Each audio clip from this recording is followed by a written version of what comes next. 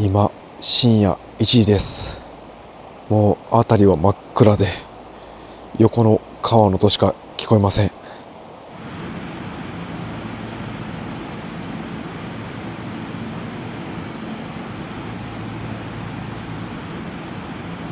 道の駅の駐車場は他に止まっている車はありません。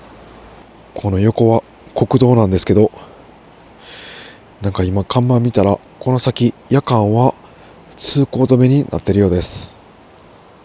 今現在の気温は車内が13度、外がマイナス 1.6 度。空寒いわけですね。中に入って温まります。いやー、ちょっと出ただけなんですけどめちゃくちゃ寒いですね。なんか一瞬ポケットの中に鍵見つからなくて焦りました。なんかこんなんも入ってました。あ、そういえばこれ嫁がお土産でくれました。護身用の笛。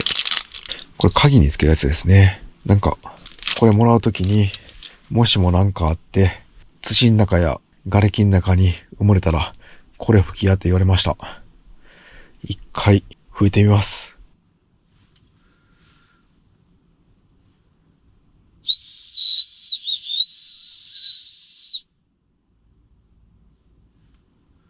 結構大きい音鳴りますね。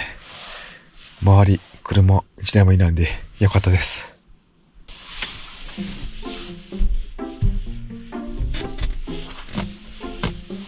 今回一人で寝ますんで、このマット、これを3枚あるんですけど、今回1枚置いてきて、ここに2枚だけ引いて眠ります。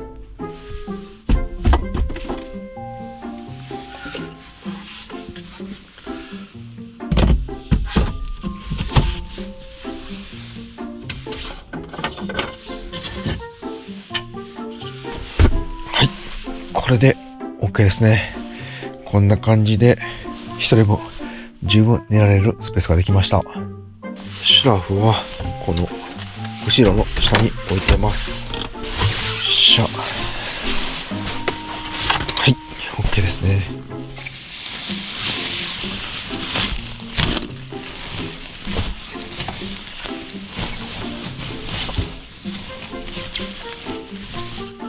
これで寝床完成しました。あとはゆっくりくつろぎます。せっかくテレビありますんで見たいと思います。ここのステレオというスイッチを押します。これでナビがつきます。ナビ起動しました。これでナビのテレビが後ろのモニターに映ります。あれ、映らないですね。放送局サーチ中です。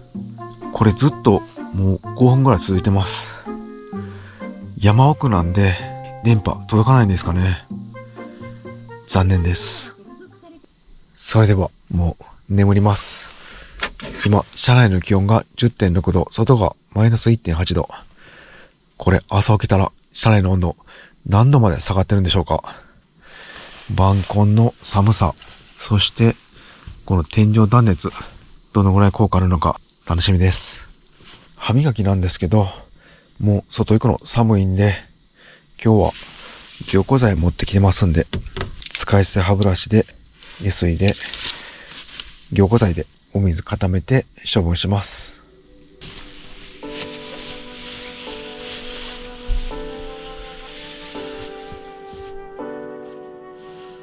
それではおやすみなさい。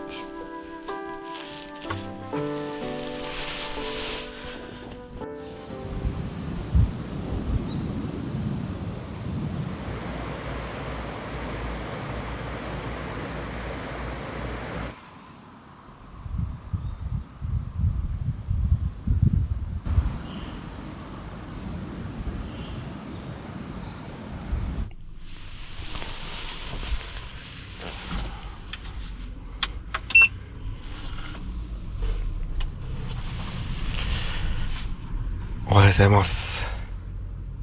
今、中の気温が 5.3 度、外がマイナス 2.9 度。うわ、かなり下がりましたね。結構温度差あります。2.9 度、外がマイナス、中が 5.3 度なんで、その差7度以上あります。意外と断熱効いていたのかもしれません。最低気温は今朝マイナス 4.4 度。かなり下がりましたね。で、車内は 3.2 度。こちらも7度下がります。晩婚なんで、中の温度と外の温度一緒ぐらいまで中も下がるんかなと思ったんですけど、意外と温度下がりませんでした。で、冬用のシラフだったんで、ぐっすり眠れました。結露がやっぱりしてますね。鉄のところも結露してます。ガラスがやっぱりびっしょりですね。そしてポータブルバッテリーの残量が1% になってます。朝起きて見たときは 30% ぐらいあったんですけど、今見たら 1% に減ってます。多分気温が寒いからポータブルバッテリーの容量が急激に減ったのだと思います。ちょっと様子見て。消えました。0% になりました。ダメですね。今、電源入れ替えました。このリバーからリバープロ、こちらに変えました。リバープロは 17% 残ってます。こちらも寒さで容量が減っていると思います。後でまた走行しながら充電していきます。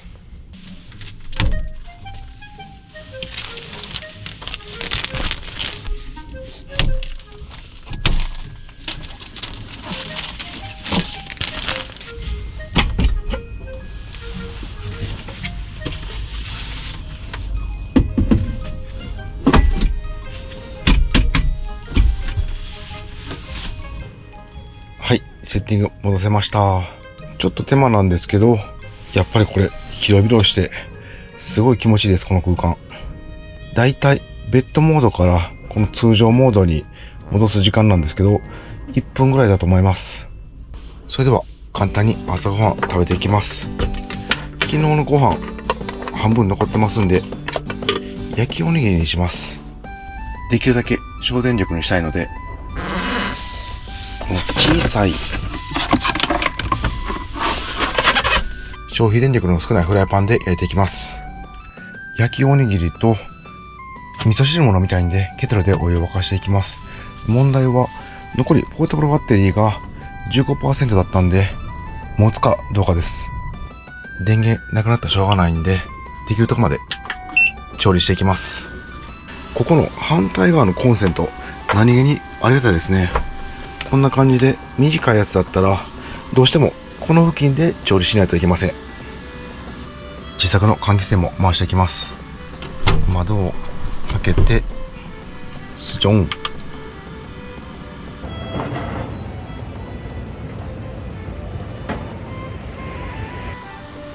すごい、ここ今開けたんですけど、ここからこっちに風が流れてるのが分かります。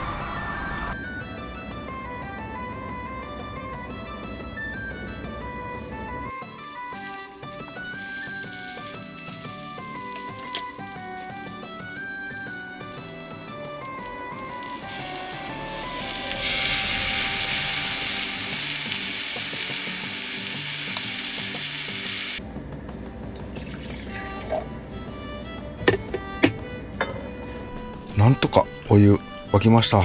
よかったです。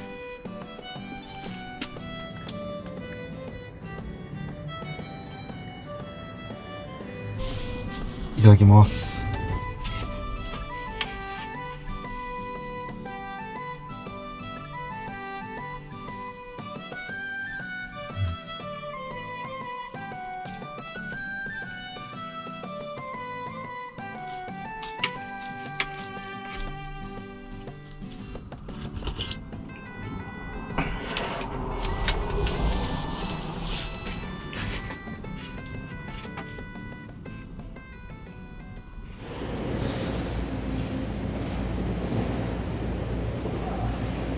はい、ごちそうさまでした。美味しかったです。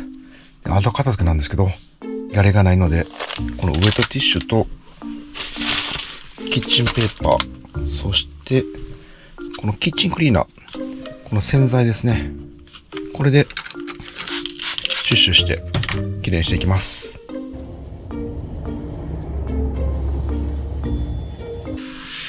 はい、きれいになりました。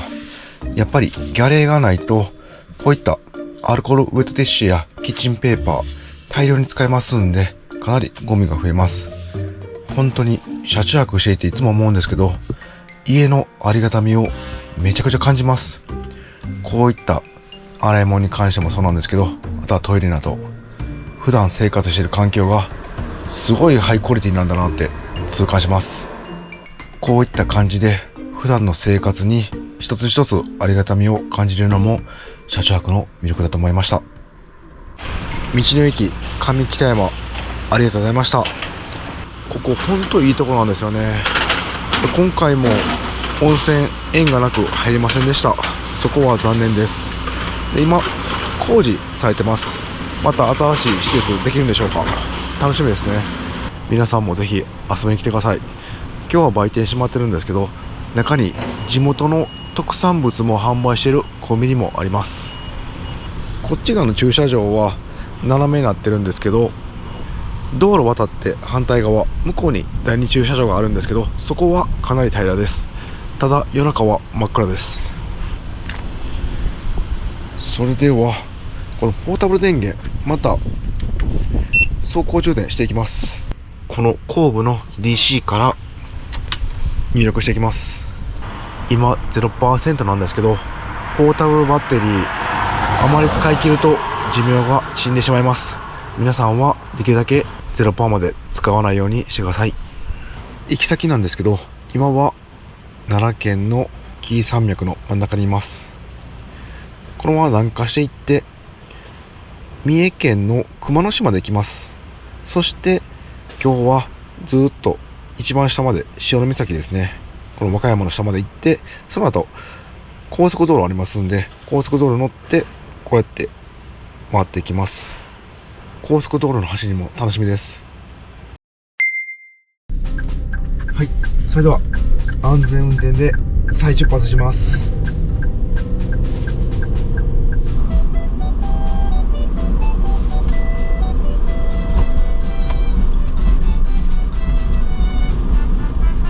1日経ってふと乗り始めた瞬間なんですけど、やっぱり軽って思います。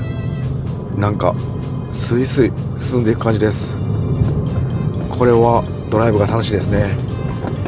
で、ここから山の中どんどん行きますんで、ワインディングロードです。速度出すと危険なんでゆっくり行きます。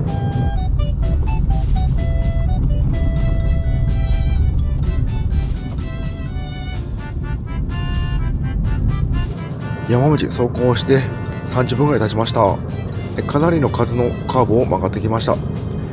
やっぱりですね、コーナリング時軽バンなんで、この車ロールはかなりします。ただ速度落とせば問題ないレベルなので、ゆっくり行けば大丈夫です。どうしてもセダンタイプや背の低い車にはコーナリング時に追いつかれてしまいます。こちらも速度出せばいけないことはないんですけど、やっぱり荷崩れする可能性がありますんで、ゆっくり行って速い車には道を譲っていきます。はい、今ずっと下りなんですけど、この CVT エンジンあんまりエンブレが効かないんですね。アクセルオフにしてもエンジンブレーキがあまりかかりません。ただですね、ここに S って書いてます。これ多分セカンドだと思うんですけど、このセカンドにするとエンジンブレーキが効きます。これだったら長い下りでもあまりブレーキ踏まなくていけそうです。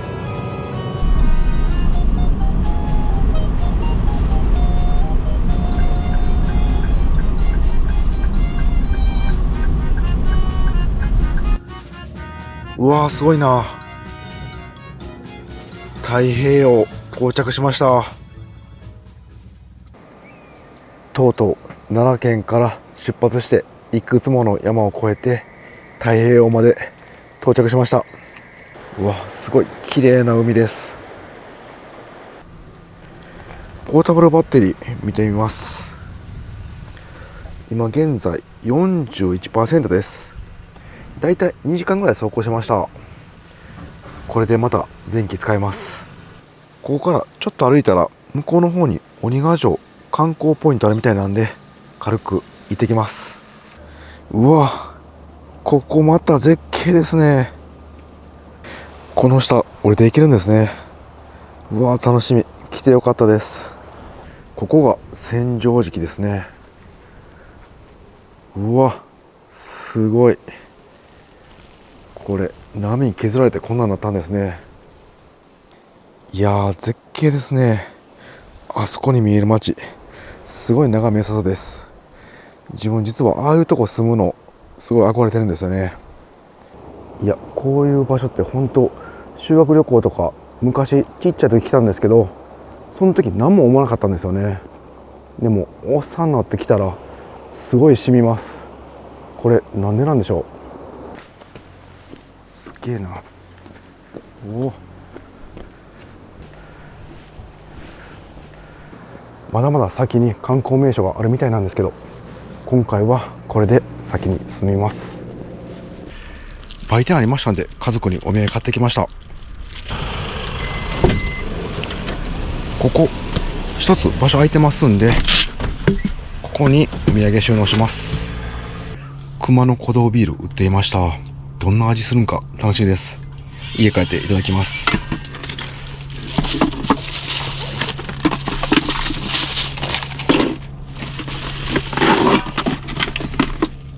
意外とここ高さありますんでスペースあります。ここはまたゴミとか入れるように上げときます。今からこの紀伊半島を海沿いにぐるっと半周します。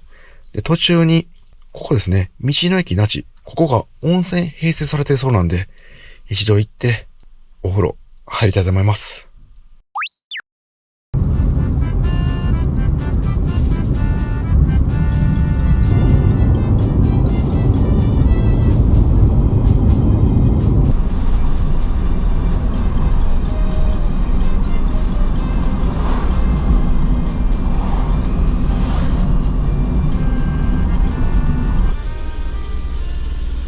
はい、道の駅到着しました。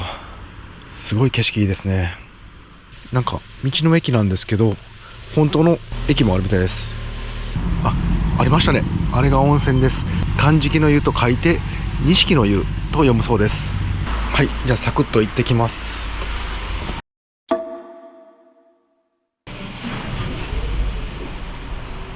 いやー、気持ちよかったです。600円でそんなに広くはなかったんですけど、オーシャンビューでめちゃくちゃ気持ちよかったです。ありがとうございました。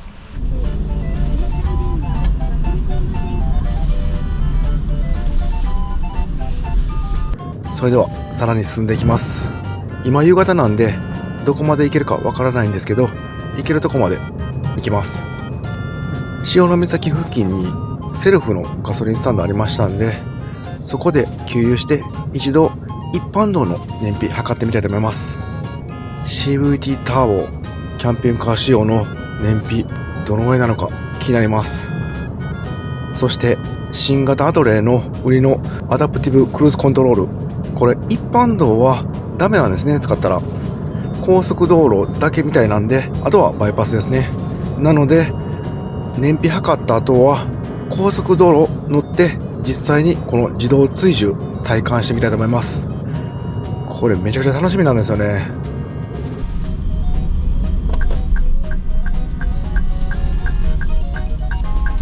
はい、じゃあレギュラー満タン入れていきます。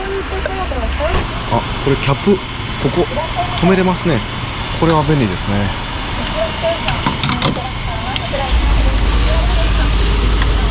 はい、満タン入りました。現在の走行距離が 179.8 キロです。で、これで写真撮っていきますね。すぐ近く潮岬ありますんで、そこで燃費計算します。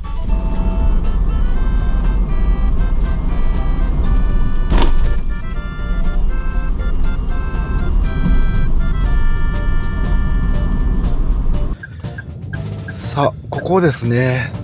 到着しました。うわ、海がめちゃくちゃ綺麗です。潮岬到着しました。それではここで燃費計算して、その後僕が1日2日実際に車着してみて感じたメリットデメリットをお伝えします。走行距離一般道 179.8 キロ、奈良県から山道を越えて和歌山県潮岬まで来ました。入ったガソリンが 12.85 は出ました。1リッターあたり 13.99、 約14リッターですね。1リッターあたり走る計算になります。あとは高速道路ですね。どのぐらい伸びるのか楽しみです。それでは感じたメリットデメリットをお伝えします。今回駐車場誰もいなくて、すごい綺麗な開放的な景色だったんで開けさせていただきました。もし誰か来たら閉めようと思います。まずメリットからなんですけど、この車内の LED ライトめちゃくちゃ明るくて良かったです。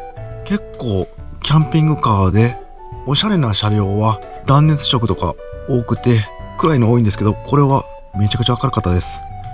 で、暗くもできるんで、その辺は自分で調整できるのが良かったです。次なんですけど、収納が意外とたくさん入りました。これは嬉しい誤算でした。一番後ろ、ここは本当に大容量入ります。2つ。そしてこのシート展開した時のシート下、これがめちゃくちゃ役に立ちました。これ2箇所あるんですけど、ゴミ入れるのに最高でした。意外と高さあるんでアクセスもしやすくて使い勝手良かったです。このオーバーヘッドコンソール、ここの収納もすぐ手届きますんで、もう座りながら何でも物が取れました。はい。で、次なんですけど、広さです。一人では十分広く最高の空間でした。この本当対面シートレイアウト、展開はちょっとめんどくさいんですけど、かなりおすすめできるレイアウトでした。次はデメリットです。やっぱりこの窓の換気扇ですね。この C ケースも弱点ありました。 C ケースはクーピー換気システムです。換気能力と使い勝手は良かったんですけど、これ一度セッティングするとドアを開けるときはこれ輪ゴム外さないといけないんで、じゃないとこのまま行くとこれガーンってぶつかっちゃいます。なので一度セッティングするとこっち側、反対側から降りることになります。でその時こんな感じでベッド展開してるんで高さが出るんですね。なのでこっから降りる時結構よっこいしょって感じで何回も乗り降りするのは少ししんどかったです。そして次なんですけど、ベッド展開、こちら一人で中でベッド展開するのは問題なかったんですけど、もし2人で車中泊していてベッド展開するときはもう1人の協力が必要になってきます。端の方に邪魔にならないところに行ってもらうか、もしくはもう降りてもらうかですね。もうこれは軽自動車なんで仕方ないでは仕方ないですが、あえて確認のためデメリットとして挙げさせていただきました。次はこの広いシートアレンジが逆にめんどくさいんですね。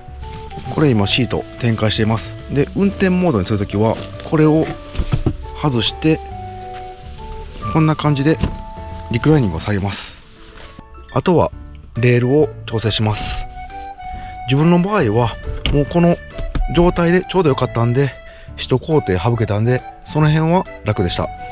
でも身長高い人や低い人はシート前後移動すると思いますんで、そうなると一つ工程が増えてめんどくさくなると思います。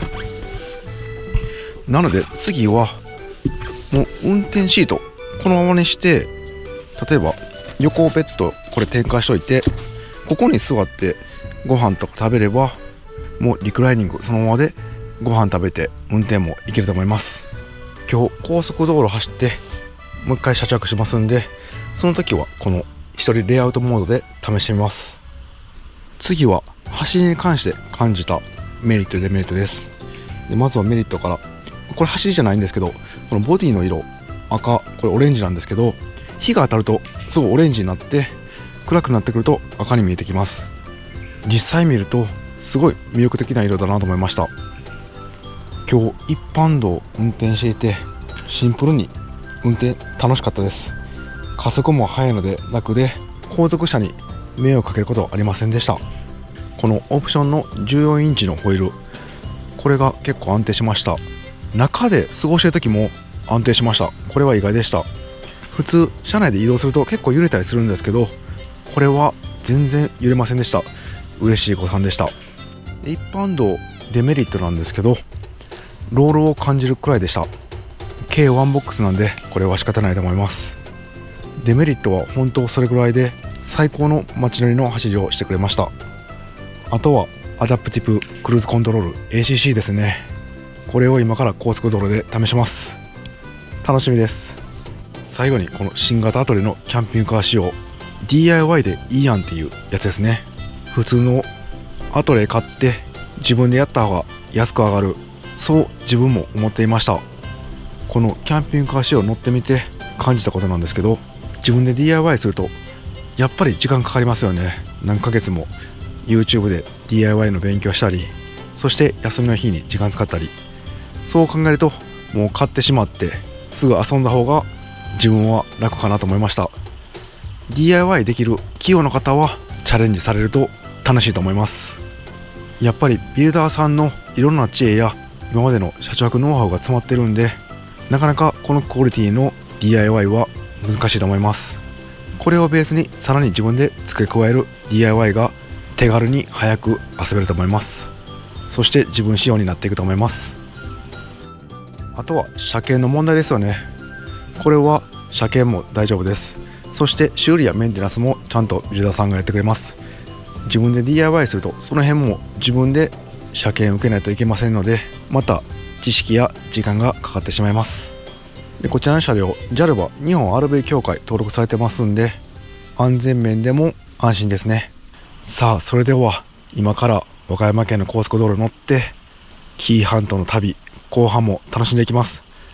今日はサービスエリアで車中泊すると思いますんで、喧騒の中どのぐらいうるさいのか、そして高速道路の走りも体感してお伝えしたいと思います。今前方に車いますんで追従してみます。クルーズコントロールボタンを押してセットします。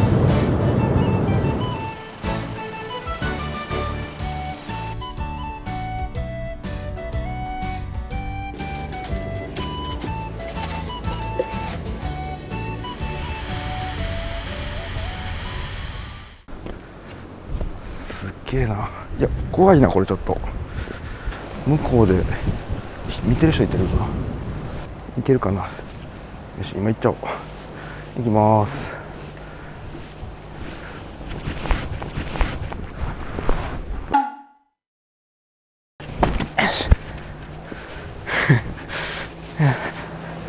っしゃ。何をやってんやこれ。